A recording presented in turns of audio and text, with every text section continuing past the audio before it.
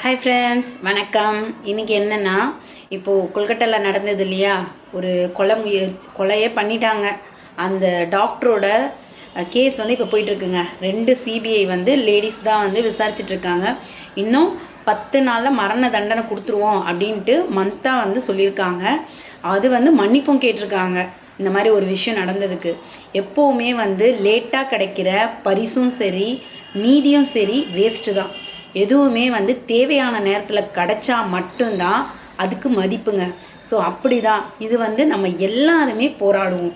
Justice for Kolkata doctor case இல்லையா? So எல்லாரும் கண்டிப்பாக அந்த ஆள் யாருன்றது தெரியணும், எல்லாருக்கும் தெரியணும். ஆனால் எனக்கு தெரிஞ்ச வரைக்கும் நான் என் மனசில் படுறது என்னென்னா நான் யூகித்த வரைக்கும் சொல்கிறேங்க, ரொம்ப மோசமாக கொடூரமாக இந்த மாதிரி கொன்னவன் கண்டிப்பாக ஒரு சைக்கோவாக தான் இருப்பான். அந்த சைக்கோன்றவன் பார்த்திங்கன்னா அது ஒரு டாக்டராக தான் இருப்பான்.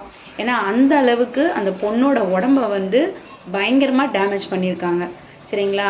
ஸோ இதெல்லாம் நம்ம கேட்கும்போது அவ்வளோ ஒரு கஷ்டமாக இருக்குது. எல்லா பொண்ணுங்களுக்கும் சரிங்க, மனசு அளவில் ரொம்ப பாதிக்கப்பட்டிருக்காங்க இந்த ஒரு நியூஸால். எல்லாருமே மனசுக்குள்ளே ஒரு பயன்றது இருக்குது, அதில் ரொம்ப பாதிக்கப்பட்டிருக்காங்க.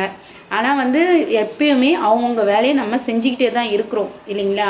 ஏன்னா இப்படியே தான் ஓடிக்கிட்டே இருந்தால் தான் ஆறு மாதிரி ஓட முடியும். ஒரு இடத்துல தங்கிட்டோன்னா கண்டிப்பாக குட்டையாயிடுவோம். ஸோ அந்த மாதிரி தான் இந்த கேஸுக்கு எப்படியாவது ஒரு நல்ல ஜட்ஜ்மெண்ட் வரணும். நம்மளும் நல்லா பிலீவ் பண்ணுவோம் இல்லையா? இது அதாவது பெண்களும் பார்த்திங்கன்னா யாரும் எதுவும் பயப்படாமல் இருங்க. சரிங்களா? நார்மலாக நம்ம செய்கிற வேலையை நம்ம செஞ்சுட்டு தான் இருக்கோம். தனியாக மட்டும் யாரும் நைட்டில் வெளியில் போகாதீங்க. ஓகேங்களா? எப்போவுமே ஒரு துணையோடு இருங்கங்க. நம்ம போல்டு தான். சில பெண்கள் எப்போவுமே ரொம்ப போல்டாக தான் இருப்பாங்க இல்லைங்களா? ஆனால் சில பேருக்கு அது ஆபத்தாகவே முடியுது. நம்ம என்ன தான் ஆணும் பெண்ணும் சமம்னு சொன்னாலும் இந்த மாதிரி ஒரு விஷயம்லாம் இப்படி நடக்கும்போது பார்க்கும்போது ரொம்ப கஷ்டமாக இருக்குது இல்லையா? அதை பண்ணவனுக்கு கண்டிப்பாக ஒரு தண்டனைன்றது கிடைக்கணும். ஸோ அதுக்காக எல்லாரும் ப்ரே பண்ணுவோம். முடிஞ்ச வரைக்கும் நீங்கள் எல்லாரும் ஜஸ்டிஸ் ஃபார் கொல்கட்டா டாக்டர்னு உங்களோட வாட்ஸ்அப் என்ன முடியுதோ வைங்க. நமக்கு நல்ல தீர்ப்பு வரணும் இல்லையா? ஸோ யாரும் இந்த மாதிரி இன்னொரு வாட்டி இந்த மாதிரி நடக்கக்கூடாது.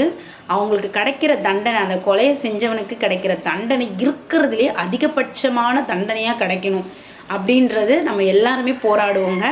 எல்லாரும் தைரியமாக இருங்க. நல்லதே நினைப்போம், நல்லதே நடக்கும் அப்படின்னு நம்ம நினைப்போம். ஆனால் இந்த மாதிரி நடக்கிறதெல்லாம் பார்க்கும்போது கஷ்டமாக இருக்குது. இருந்தாலும் நம்ம எல்லாரும் மன தைரியத்தோடு இருக்கணுங்க. என்னோடய வீடியோ பிடிச்சிருந்தால் லைக் பண்ணுங்கள், ஷேர் பண்ணுங்கள். பாய்.